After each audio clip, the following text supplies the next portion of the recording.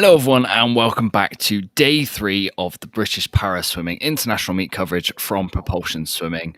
I'm your host Scott, and back with me is my usual co-host Dan and special guest Jack Bridge. How are we doing, guys?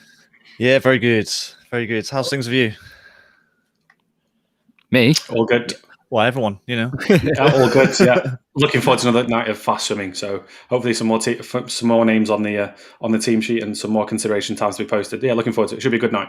Definitely. So we've got a bit of a shorter session this evening. There's only, I believe, 6 races on the cards, but there are 400-meter freestyle events with some big implications. And then we finish off with the men's 200 meters freestyle, which is going to be a really good race against the clock for some of the S14 swimmers. Yeah, the race this morning was, they looked like they were taking it all pretty steady. I think they all knew they were guaranteed to make the final. So I'm expecting fireworks actually from that race because they're all S14. So it's literally, don't worry about the points. It's all about whoever gets their hand on the wall first. Definitely. And it's a great preparation for what it's going to be like in the summer at Tokyo. So the boys got to give their all tonight, and hopefully it gives them a good stepping stone on the way to the Paralympic Games in summer. So Dan, you watched the racing this morning. Who were the standout names from the heats, and who do we need to pay attention to following on to this evening? Well, I mean, really, it was only one name that stood out from everyone, really. And of course, that was Lyndon Longhorn. 2 British records for him. The first one came in the 50 fly, 56.05 he went this morning, which was, he broke that record by over 8 seconds, which was massive. And then he did the 200 free as the last race this morning. And that record stood since 1998. So he's smashing these records. But I think Jack knows the reason behind this. Yeah, you got a bit of news, Jack. Yes, yeah. Yeah. So it turns out Lyndon's gone through reclassification this week. So he used to swim as a S5, SM4, SB3 swimmer. He's now moved his freestyle, his backstroke and butterfly events down to an S4. So hence the reason, not that he wasn't a great swimmer already, but hence the reason he's getting so close to those British and breaking those British records. What is it, 4 for the week?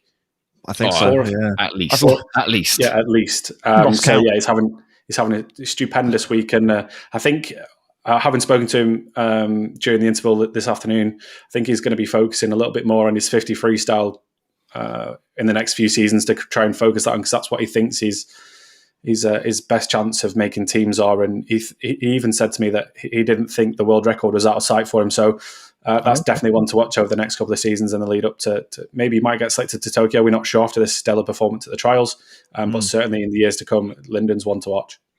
So after this reclassification that's happened in Sheffield, it's happened to a few of them now. Is this they're stuck with this category now until the Olympics? They're not going to change again?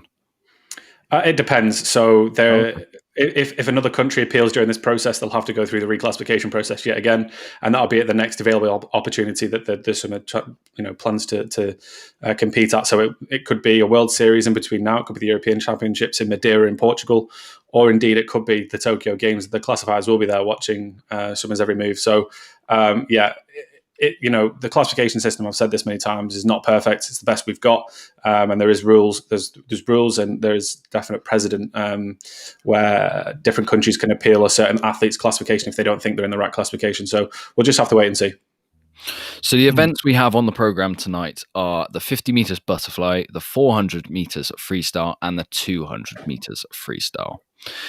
So in the 400 meters freestyle, there is one of British swimming's standout swimmers over recent years in Ollie Hind. Now, there's a bit of a backstory behind why he's not been racing so much over recent weeks, and that is to do with a reclassification, but he's really going for it in this 400 meters freestyle, and he's going to have to be aiming at personal best to get that Paralympic consideration time.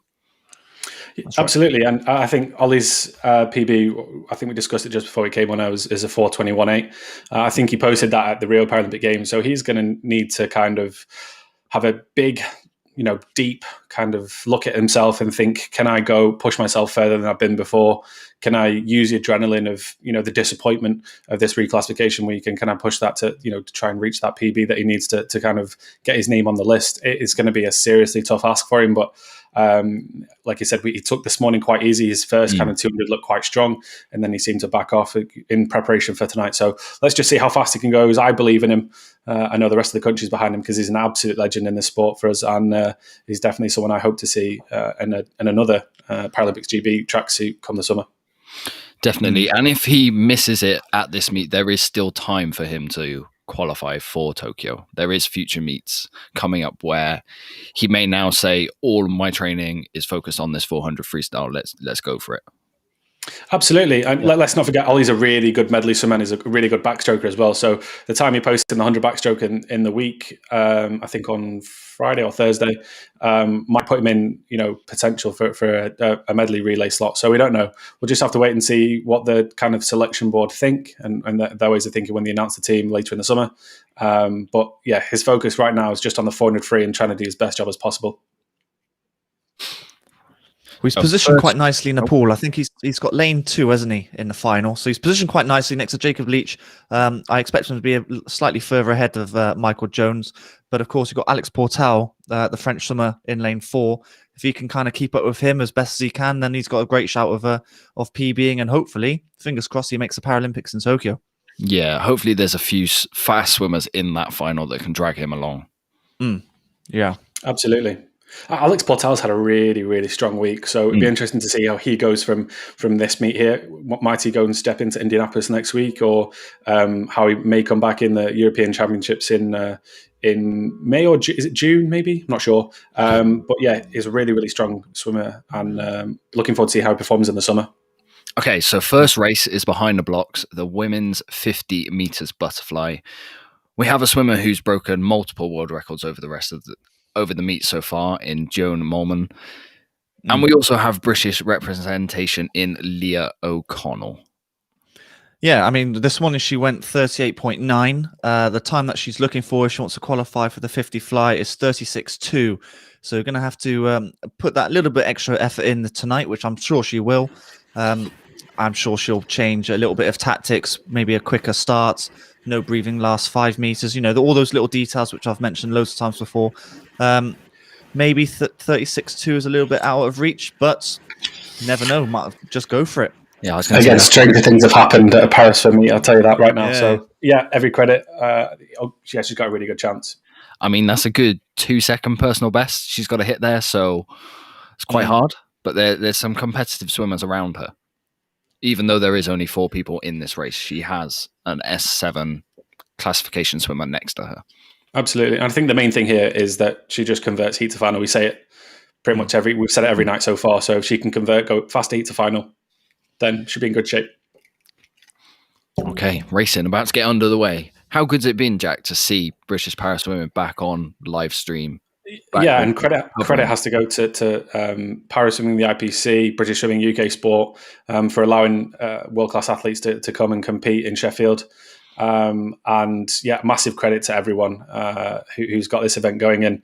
Hopefully that, para swimming's the first kind of world-class event we've had on UK soil for a long, long time with, international athletes coming over. So yeah, really proud that we're the first para swim meet to be going in the world, and looking forward to, seeing some of these athletes compete in the summer.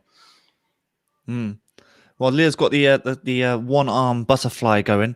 Do you reckon that's harder to do? It must be harder to do doing just single-arm fly than it is double arm. Yeah, absolutely. It's a hard technique if you think about it, because you've got to get everything right. Yeah. Again, I think she's gone a little bit quicker than she went this morning. She has. Leah? We do have another world record from Joe Mormon. Fantastic. Amazingly. Can you believe it? Constant world records. God. Wow. That's absolutely unreal. It looks like Leah got the touch as well at the end, which I actually thought she was slowly falling behind, but she got there in the last 5 meters. Absolutely.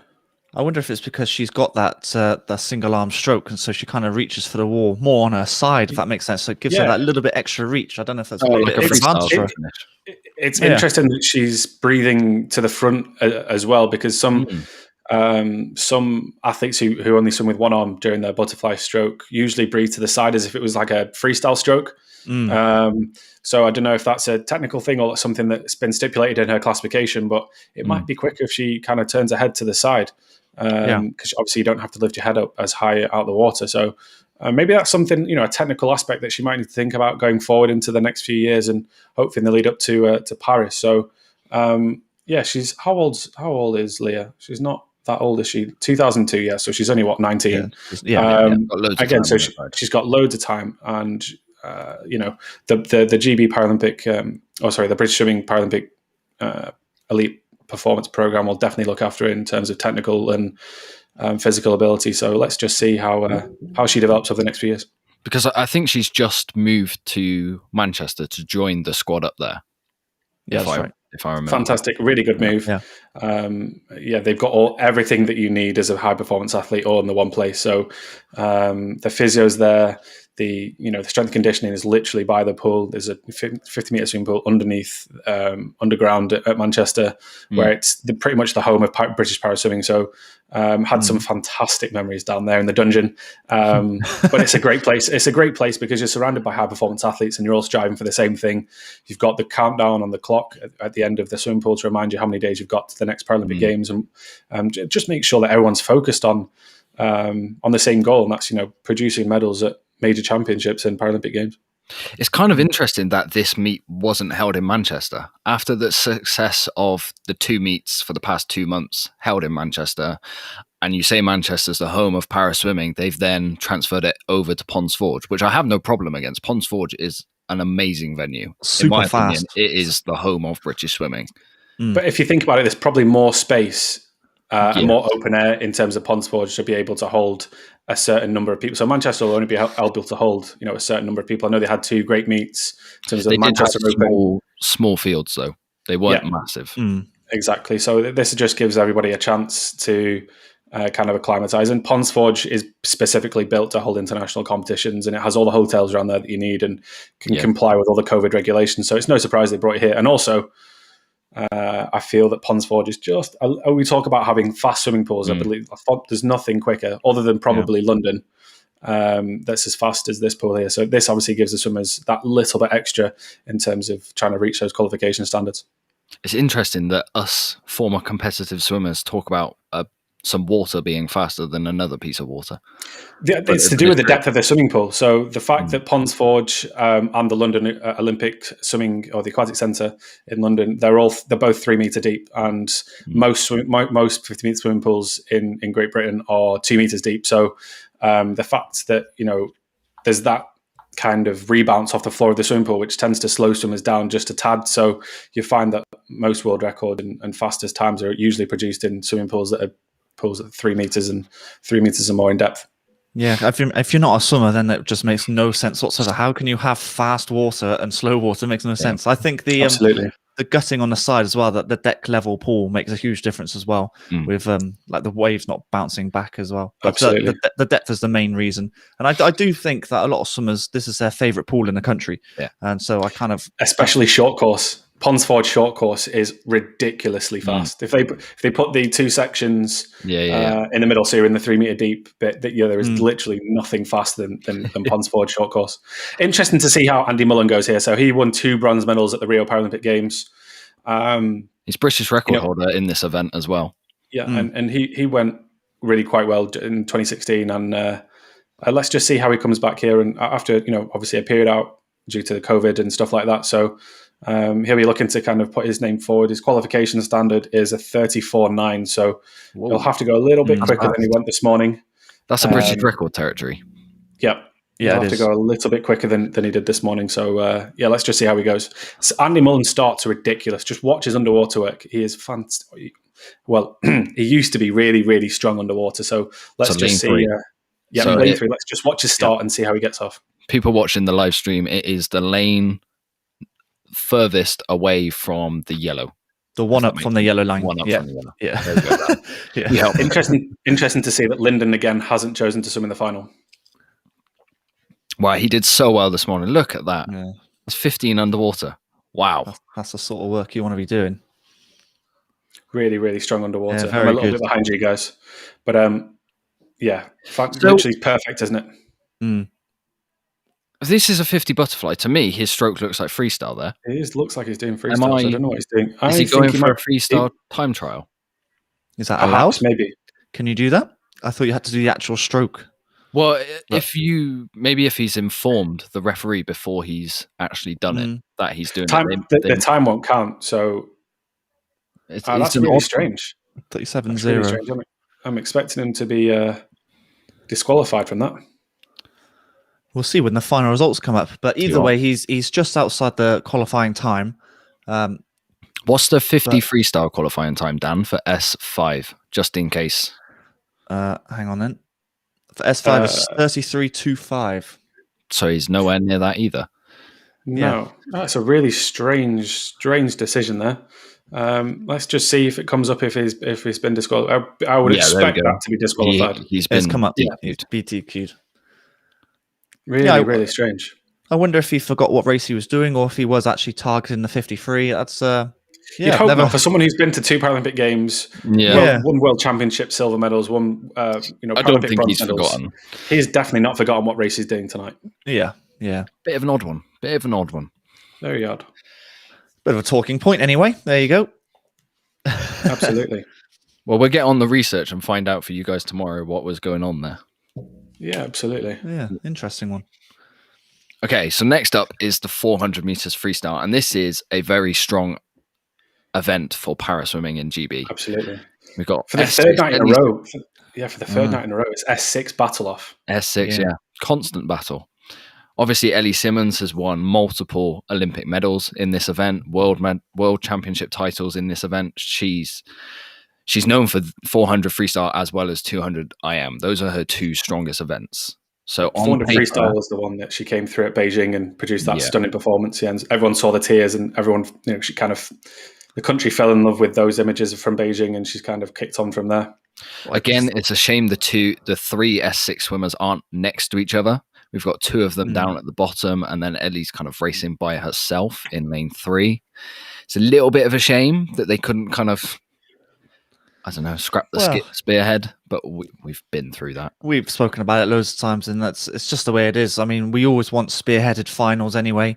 They're going to have to get used to it when it gets to the Paralympic finals, so can't shake about it too much. But at least Grace and Maisie are going to be next to each other, so it's a good head-to-head at the bottom of the pool.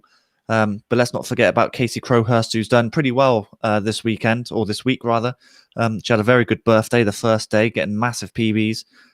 She was slightly off her PB this morning with a 5:23. But you did say most 400 swimmers took it a little bit steady this morning.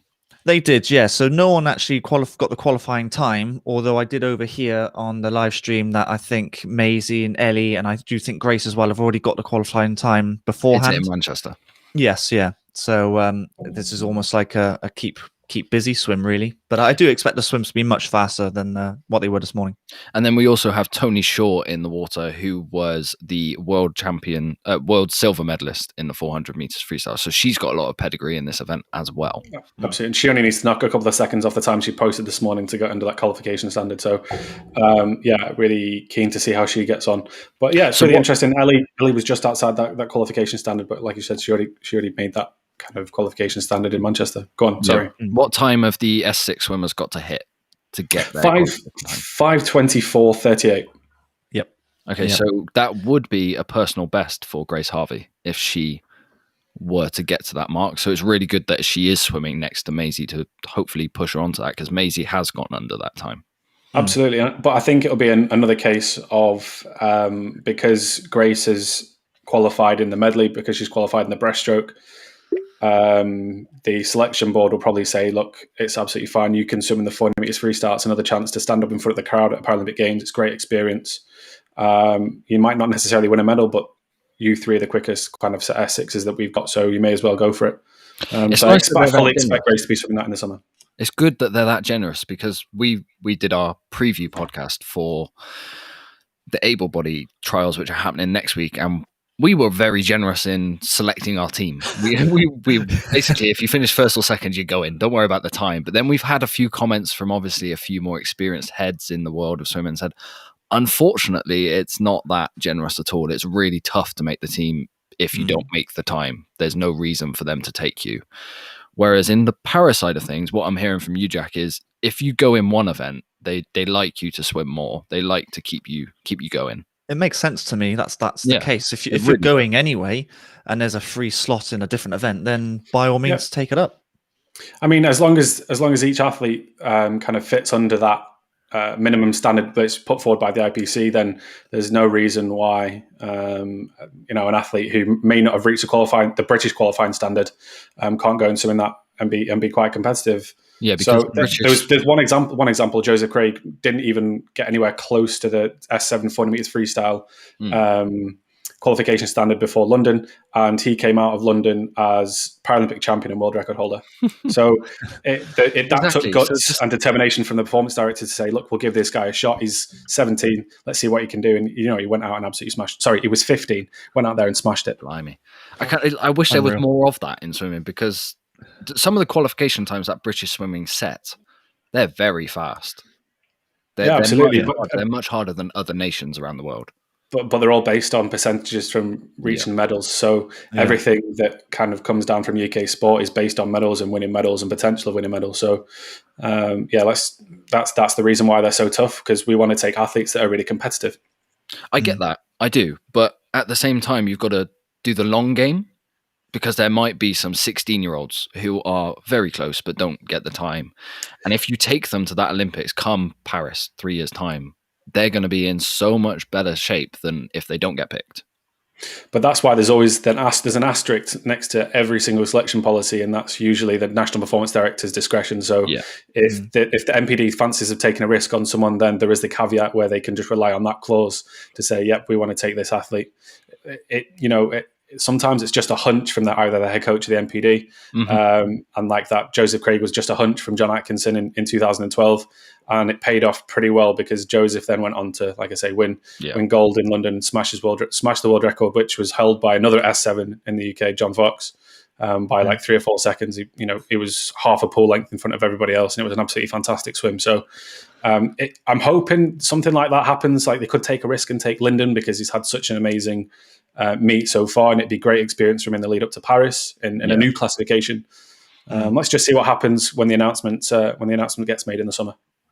So Dan, 400 freestyles underway. This was one of your events, along with the 200 freestyle when you were swimming. What's the aim for these swimmers? Are you trying to get constant stroke rate through the race? Are you aiming for splits?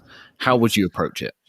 There's different ways of doing it. My mentality was approach the 400 as 2 200s. So I would always concentrate on my arm stroke for the first 200, and then start to bring in the legs on the third 100. And obviously the last 100, you just bomb it. You just max it at the end.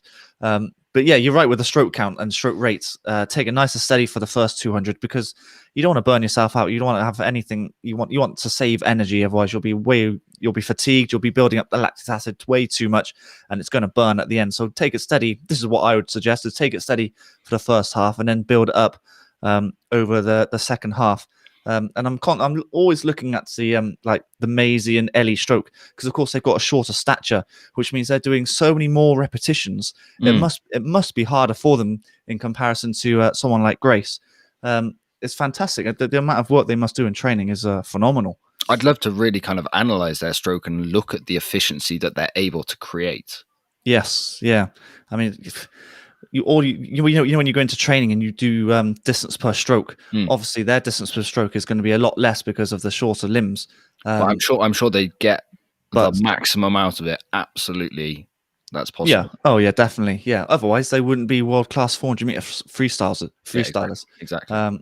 I mean, Ellie's world record holder, I believe, isn't she, for this 400 free? Absolutely. Yeah. So I mean, she must be doing something right at Swansea. Just having a look there, Tony Shaw's going to need to come back pretty sharpish if she's to go under that qualification standard. She's had a really good first 200, came out in 221. So let's see if she can come back and try and get under, 230 on the way back. So let's keep our fingers crossed as she comes through to a last 50. What does she need to go here? She turned on a 409. 498. So if she comes back, she should. That's quite comfortable. It should be back in under 40 seconds or so. So let's see how she comes in through the final 25 meters. Let's get our trusty scoreboard up, and we can all follow along.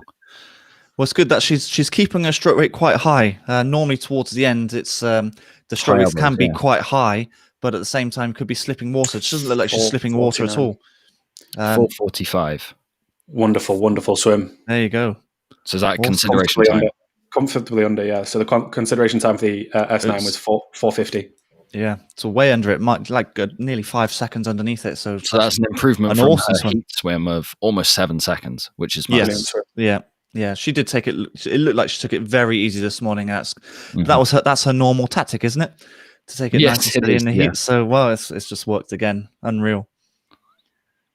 And just watching Ellie Simmons now here on the live pictures to see how she gets on and see how she closes it out. Katie Crowhurst with a 2-second PB 2-second improvement from this morning.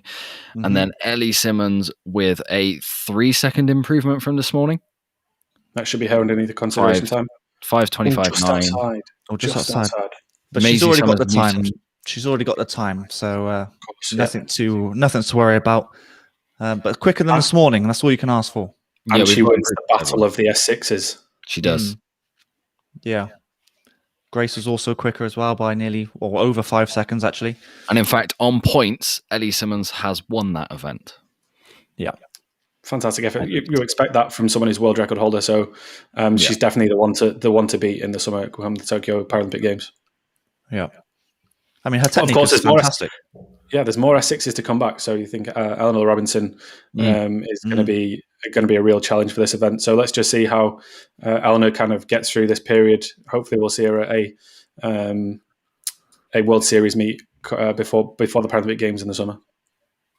I'd definitely like to see more racing happening over the next few months as swimming pools kind of open up again. Absolutely. Yeah. Have you got any swimming sessions booked, Jack? I'm back in the swimming pool on Monday, so my gym has a swimming pool, so I'm going to go and just have a nice kind of 3K before work in the morning, and then I'll probably set me up for a really good day at work. Just snoring at your desk, maybe. That's probably what I'd be doing.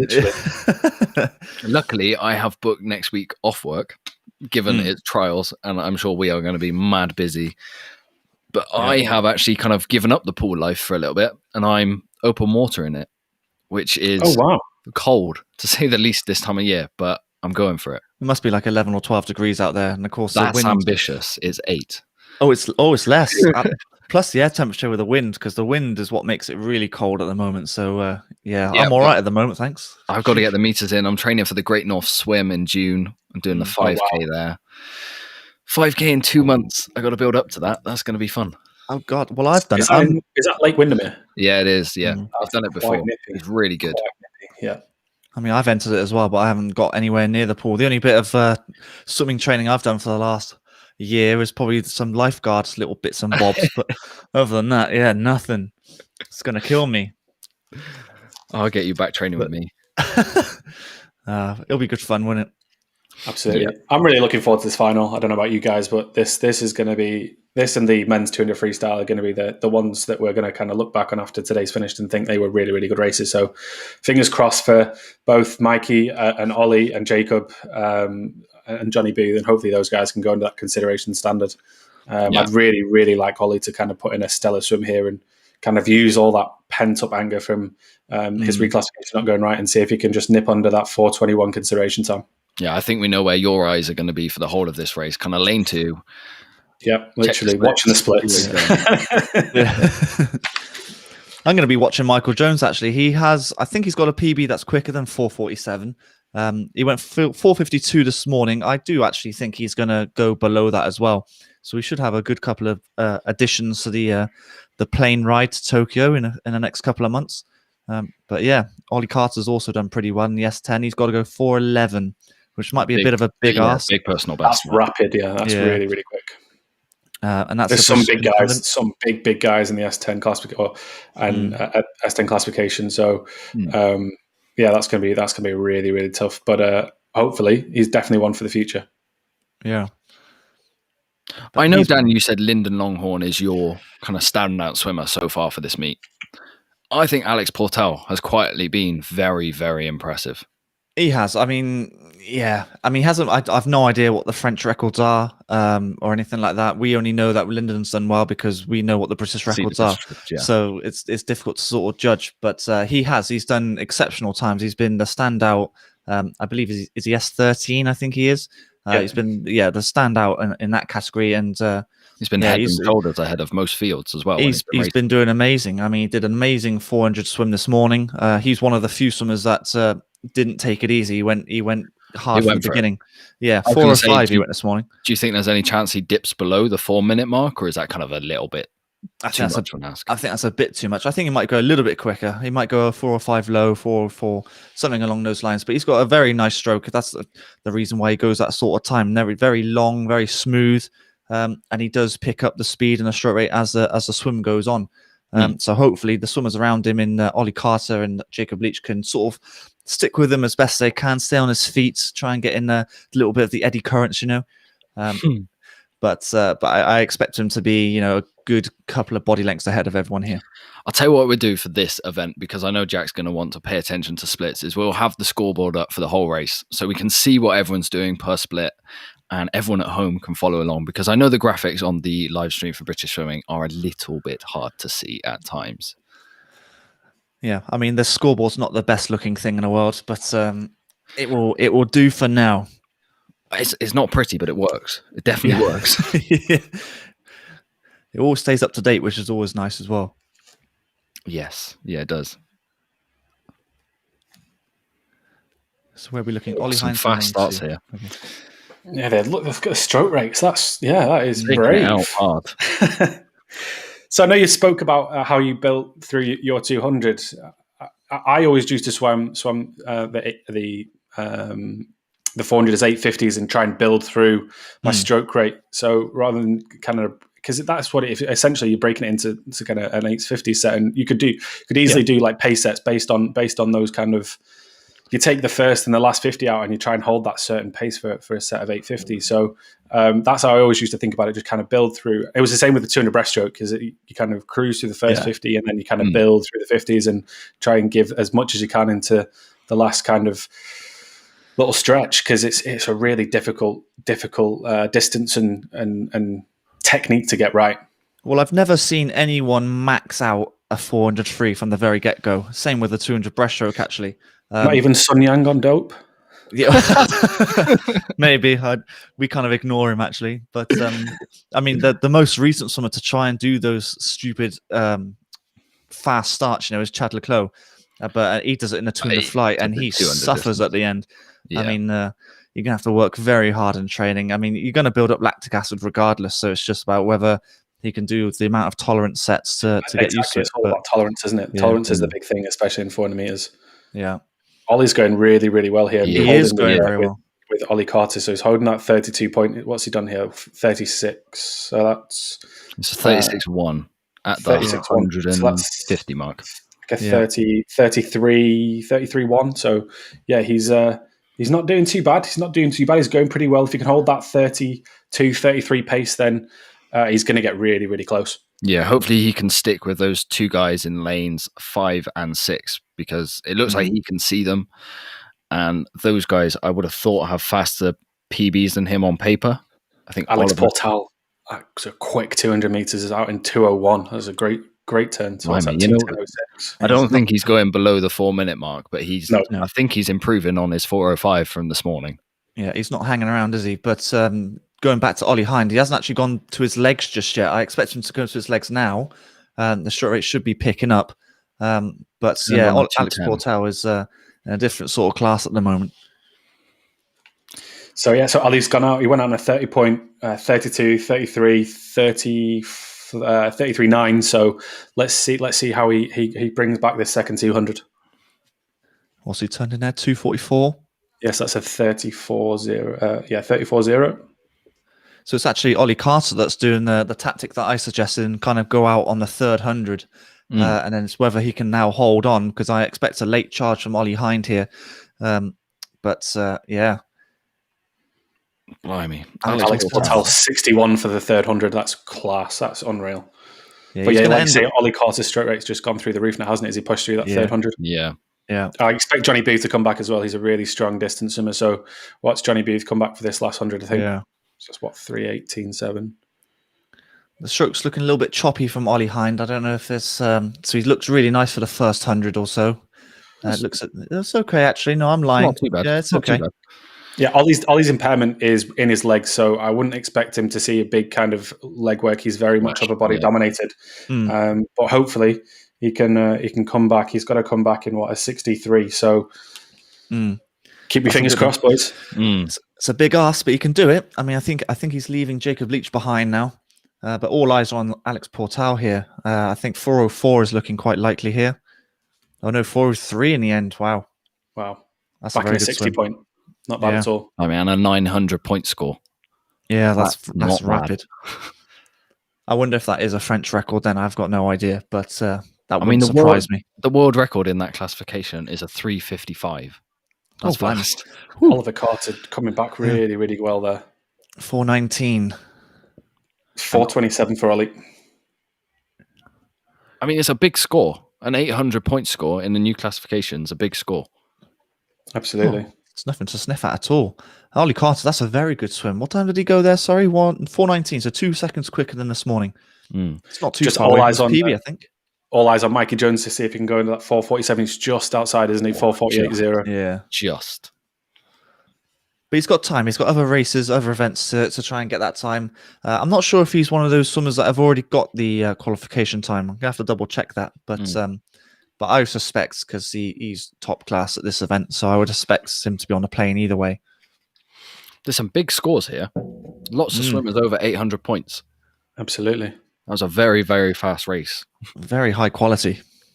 It would have been good to see Mikey Jones against Mark Meyer as well from Israel to see how those two go on, because again, that's another race that will be going on in the Tokyo Games in the summer. So, really positive swimming. Hopefully, that's something just for them to build on as they go through into their prep for Tokyo. Yeah. Okay, we're on to the 200 freestyles next, and unfortunately, the first final is only 2 swimmers. It's a shame. Well, I spoke to Susanna Hext earlier, and she's unfortunately been admitted to hospital. She didn't go into the reason why, but she's been going to hospital quite a lot recently. Yeah, she got advised not to race yesterday, even though she broke the British records. Which is insane. Some going. Yeah. So she's been advised, and I think she's been watching the swimming in hospital, is what she's been saying. So she should be swimming in this race, but unfortunately she's in hospital, and I hope that she gets better soon. Definitely. Yeah, absolutely. Send the best wishes. But again, this is an event that, again, Great Britain are historically really good at. So there's definitely some more athletes to come back. So I mentioned Jessica Jane pretty much every night, but this is her event and this is what she does. She won gold in London. So let's just see how this kind of event looks for Great Britain in the summer. It's a really strong event for us. So let's get behind Louise for this. So she's got to go 2:08.29. So near enough PB. Yeah, I think she's got it in her. Yeah, I think she's got it in her. She went 2:16 this morning. She was impressive yesterday in that final, wasn't she? Yeah, I think it's kind of late on in the meet, and maybe some of these swimmers are getting a little bit tired, and so they've decided to take the heats a little bit slower today, and maybe the same for tomorrow as well, and then putting it in the finals. So, well, it was interesting to see that the heats this morning, they've removed the break from the middle, which was a little bit confusing, and they've done it for tomorrow's session as well. So the swimmers, that might be why they've taken the foot off the gas in the morning, because they're just not getting enough break in between races. Yeah, I can't work out why they've done it. Why would they do it for the first day or two and then not follow it up? I don't have the answer for you there. I know it's affecting some swimmers because they then don't have the gap in between to rest from one race to the other. So it is difficult, but it'd be interesting to see, because there's not been that big a volume of athletes today that they may have opened the dive pit for some warm up and swim down. So you expect them to be, require some, some form of warm up and swim down after a 400, because obviously we talked about it before in the race, the lactic build up's actually quite strong, isn't it? So maybe they may have opened it just because there's not that many athletes in at one time, and they'll get a certain period after their race to kind of swim down. So who knows? Yeah, I mean, from an able body point of view, the lactic acid is massive, and I remember feeling it. I got out the race and I could barely walk. That's how bad it hit my legs. And so, if I didn't get in the swim down pool immediately, I would just seize, and then effectively it would ruin my weekend because my body would be so stiff and be so fatigued. So I can understand why swimmers would feel quite aggrieved by not being able to swim down. But hopefully, the diving pit is actually open to flush out some of that lactic acid. Well, I don't think there's many swimmers doubling up in the final session of the day, is there? It's literally just the mornings. Just the where they're mornings. doubling up. Yeah. Like we said yesterday, there may have been if someone fancied to do the 50 flight 400 free back to back, but that'd have been quite tough if you've got, especially if you're in the women's race, you've got literally 35 seconds or so to kind of get your swim down done and get prepped for your 400 free. So that'd have been quite tough, I think. But I don't think anyone did. That's a quick length then. A 25-meter swim, and that's it, done. I tell you what though, tomorrow is a bit interesting with 5,300 butterfly, because you expect swimmers who are quite twitchy to maybe perhaps double up there. Is that a good opportunity? I know we've had a few messages complaining about the fact that the break's gone tomorrow, because tomorrow is a day where people are doubling up, I believe. So they're now trying to have to pick which event they target tomorrow. See, that would make sense to have an hour's break for them to kind of chill out, refuel, and get ready for another kind of grueling event, because 53, everyone thinks it's quite easy to splash and dash, but the post-lactic scores will be through the roof after that. So to kind of prep yourself and get ready for 100 butterfly straight afterwards would be really, really quite tough. It'd be good as a training. So if you're going through the meet, training through the meet, it'd be really good to double up as like a second effort. But, at trials, it's not really conducive to fast swimming. But let's see how Louise Fidesz goes in this final, and hopefully she can dip under that 2:08. Well, the good thing is that both of these swimmers are S14, I believe. So we don't have to worry about the point side of it. It's literally whoever touches the wall first. But I think Louise is a lot quicker by big golfing class, isn't there? I think there's 20 seconds between both of them. So effectively, Louise is going to have to swim by herself. What was the time she's got to go again? 2:08.29. Yeah, so 2:82. So it's a bit of a big ask, but you never know. 2:08. Damn. Oh, what did I say? Oh, 2:08. Oh, yeah, sorry. 30.9. So right in her PB. Yeah, so good start. Good, really, really strong start. So, I fully believe that she's going to do it. She's got a great technique. So nice and chilled stroke breathing every two, but she's got a great leg kick and a great reach as well. So she's got to turn in about a 62, 63 at the latest, really, to give herself the best opportunity to do it. So we'll see what she comes and does. But you're right. She's got a very nice rhythm going on. It looks effortless, actually, to be honest with you. Turned in a 64. Okay, so it might be slightly out of reach now, unless she comes in negative splits, but it's pretty unlikely. Imagine. 200. Yeah, can you imagine that? I was just chilling the first 100, coach. Yeah. Yes, it does. It looks effortless, doesn't it? Really, really quite smooth, almost like catch up. So when she takes the breaststroke, it looks like she's almost doing a catch up drill. But you see a lot of 200 freestyle swimmers swim like that, where they find a really good rhythm because it maximizes the length of the stroke. And we talked about it yesterday that now 200 swimmers are kind of breaking up their race into almost 4 different parts, using 4 different strokes of freestyle to make sure that they're quickest in the places they need to be. So really interesting. But let's see if she can kick on now. She needs to come back. That's going to be quite sharp, isn't it? So don't think she'll be doing that. But nonetheless, what did she go this morning? 2:06. Okay, so she converts heat to final then. Oh yeah, definitely. She's definitely done that. Yeah, she's just missed out on the time, unfortunately. But difficult. Given if she had more competition in the water, probably would be possible. Yeah, I would have thought so. It's very difficult. I've never had the. I suppose it's not even an opportunity. I've never swam really by myself in the pool, and so I have no idea what it feels like. But I can't imagine it's very easy because of course you can't see the clock when you race, and so you have to imagine basically. Absolutely. And again, we don't know kind of Louise's training schedule in the lead up to these trials. So she could have only been in the water for 3 or 4 weeks. So she could be training through this meet and having, build up using the rest of the competitions as a kind of prep into Tokyo. So let's just see. She might get quicker as she goes through the year, and hopefully she puts her names forward. Yeah. All right. We're already on to the last event. What you believe is flown by yet again. I was saying that this morning on the live tweets. I was saying that it just flew by. I mean, I didn't even know. I was doing the tweeting and talking to Susanna, and it just flew by. Unbelievable, really. Do you know what? I never thought I'd say this, but I actually appreciate kind of the big gap in between races. It gives you a bit more time to breathe and take stock of the races that's actually happened, rather than being so quick fire that one's in the water, one's out the water, one's in the water. and then you don't break it down as much, and you can't sort of digest what you've just sort of seen. Exactly. Yeah, I agree actually. I know it's been purposely inflicted by COVID, but actually I kind of prefer this layout. Absolutely. I wouldn't want to be there spectating because then you would get a bit bored in between the races. That's true. But for us, it gives us a time. Yeah, it gives us a chance to decompress and kind of digest what's happened in the race, and then kind of prepare for what's coming next, which is for me going to be the race of the night, the S14 200 meters freestyle.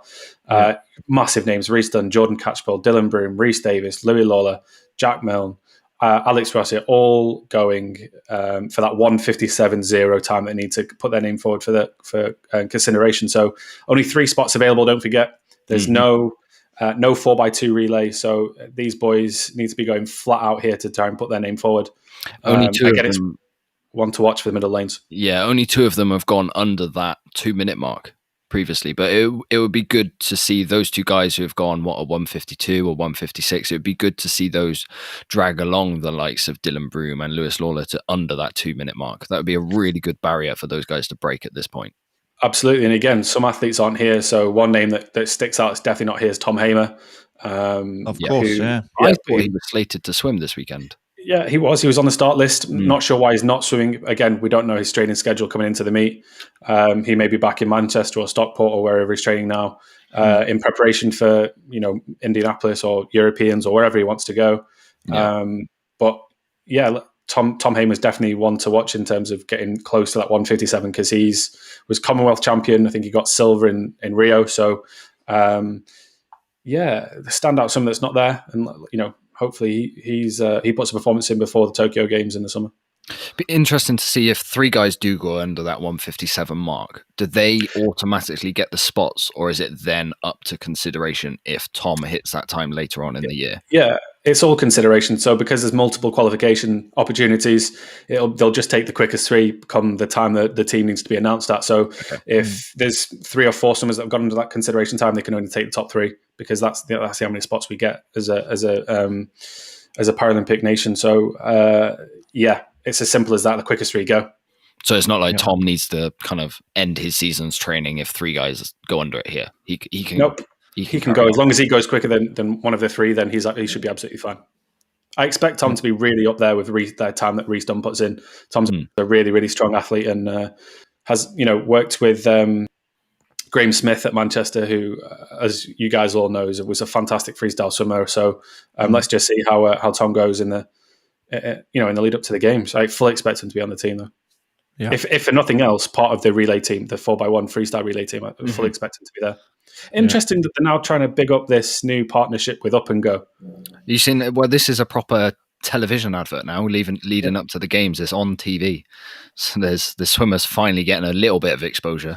I'm interested to see for trials next week whether they are on BBC or not, because I get the feeling they're just on YouTube, which irritates me. I never agree with it. I mean, this is part of the reason why be on the red button. It should be. Yeah, it should be. Yeah, absolutely. And it should be 5 live commentary as well. Yeah, it should be. If you get the athletics and it's Diamond League and it's even like British National sometime, and that's on actual BBC One or BBC Two, British trials, I'm sure, is much higher than that sort of side, especially when we've got superstars later on next week with Adam Peaty and France and those sort of names. Well, the Peaty's he's in my eyes right now, he's the best British athlete. Full stop. Any sport, he's so far ahead of the rest of the field. Can you think of any other British athlete who is that far ahead in their discipline? I mean, the only person I can think of, if you class it as that, is Lewis Hamilton. And Andy Murray used to be, but he's kind of gone now. But you're probably right. I can't really. No one's as dominant as him, but yeah. No. But I suppose, swimming, with all due respect, swimming isn't as sexy as something like athletics. So the first name you probably think about with British athletics is someone like KJT. Yeah. Obviously, she's in the kind of out the footsteps of Jess Ennis. So, Adam's got that opportunity to be he is a world superstar. You look at the ISL and the things he's done there. I think the stuff he's done with Arena and kind of pushed that through since the suits have changed since that 2014 Commonwealth Games. So British swimming, it's now good to see that they're attracting those commercial partners and pushing out that message. So the more visibility that British swimming gets, so all disciplines, so polo, synchro, diving, para-swimming, swimming, the fact that they're getting exposure across the board is great. And to look to these special athletes that, we are really lucky to have in this country. You look at other sports, you look at cycling with their partnerships with Sky and HSBC. So I'm hoping that British Swimming and their marketing department, their sponsorship, their commercial department can kind of push that narrative that, we have some fantastic athletes in a multiple discipline and different sports within our aquatics family. And this should only be the start of something, more commercially viable for British. And if they bring more money in, that's only going to affect, bringing more people through grassroots and going to have a positive impact on providing facilities for top class athletes. So I'm all for it, to be honest. Absolutely. I think it's really interesting to see what ISL now does, given its third season has been renewed.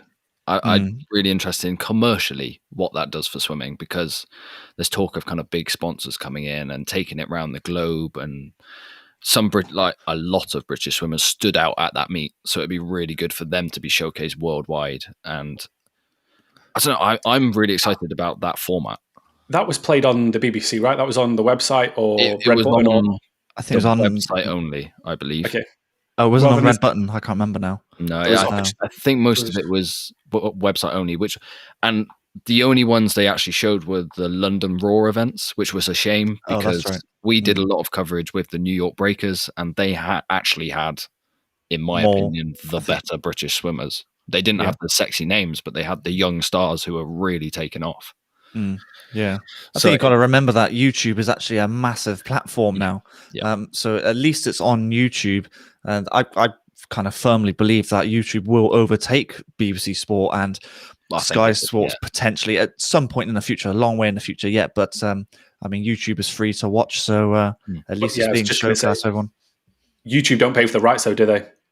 That's the only thing. Whereas if it was to go to TV or networks, they pay for that coverage. So that would be where the big money is. And if they can kind of get a contract with maybe Sky, or because Sky support some swimmers, so they support Max Litchfield, the scholarship scheme. I know they work with loads of different sports. Freya Anderson as well. So I think there's no reason why Sky wouldn't be interested, because both those two athletes have competed in ISL, and again, it's really great commercially for them. I was watching the New Zealand trials this morning, and they are hosted by New Zealand Sky Sports, and obviously they've paid for those rights, and they're on YouTube.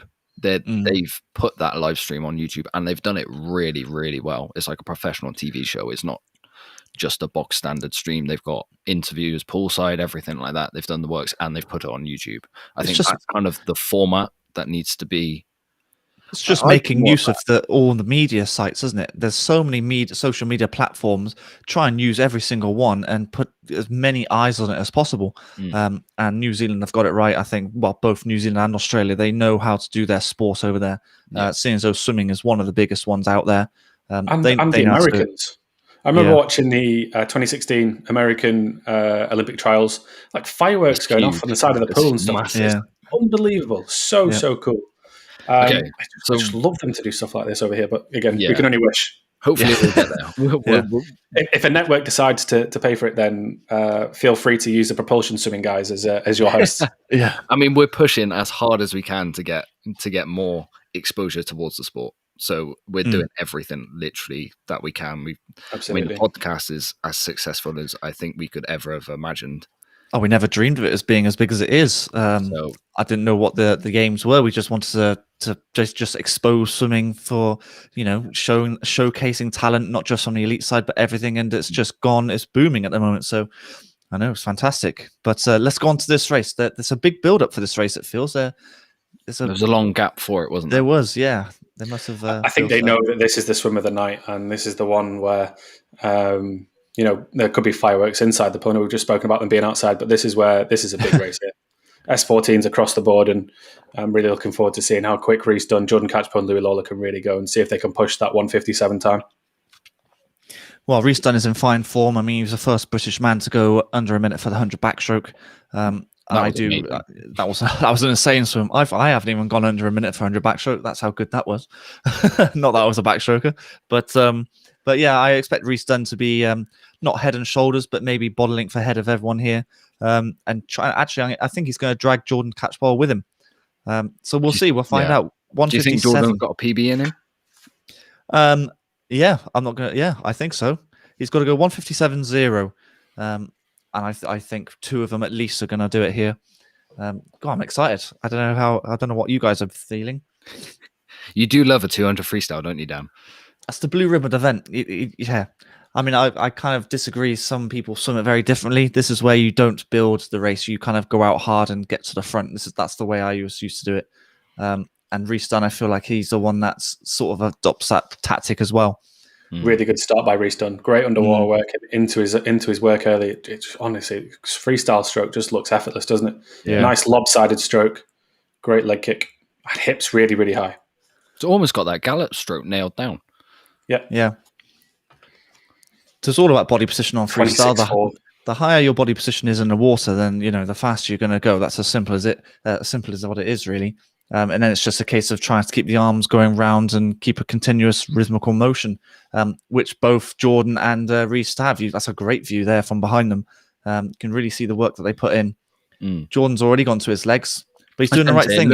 Looks like this second 50 that Reece is kind of easy speed. No, yes. I would say easy speed this second 50. On pace, yeah, on pace. Yeah. But they're all doing exactly what they should be doing. If I were Jordan Catchbar, I'd be trying to stay on Reece Dunn's hips as much as, throughout the whole race, really, because that's a guaranteed PB for him then. Just needs to hold this 30 point. I think he went 29.8 there, so he needs to hold this kind of pace for the rest of the swim, and he'll be comfortably under that 157 time. Does look like Jordan's coming back on him slightly. Absolutely. The third 50 is always key. But I was just going to say, Reece Dunn's come from a really good freestyle-dominated program. There's a lot of really good freestyles come out of Plymouth. So, yeah, he's in the right place for kind of sprintish freestyle, isn't he? Yeah. That last turn was phenomenal from Reece Dunn there. And I think that might have won him the race, ultimately, that turn. Yeah, I was going to say, it did look like Jordan was catching up on him, and he has just kicked on. Yeah. He's gone. What body really good last 50 to go. And they've got to go 157. 30 point, yeah. 157.0 is the time. Wow, he's got it. He's under it by 0.02, 200ths of a second. Fantastic swim. Perfect pacing. He knew exactly what he was doing. Literally, really, really good swim. Solid swim. But again, this is only the first opportunity for them to kind of reach that qualification standard. They've got multiple chances through the year, and I'm sure Jordan can take off another second and a bit to make sure he's got his name forward on this event. We've got a nice personal best up there in lane 2 for Reece Davis. He's bettered his PB by 0.5, which is very nice. Yeah. I believe those are the PBs anyway. They're the ones I found on the British rankings. So if that is the case, then half a second PB is very nice. Over 200 meters, that's extremely nice. Right, lads. I believe that's it. That's racing done for another night.